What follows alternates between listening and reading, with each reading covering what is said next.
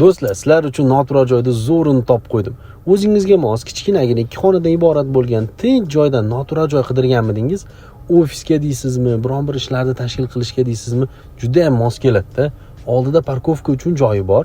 Undan tashqari esa ortiqcha narsalarni qo'ygani yonida garaji ham bor. Sanuzelarigacha mavjud. Eng asosiysi, bu joyda kommunikatsiyada muammo yo'q. Gaz, svet, suv hammasi zo'r.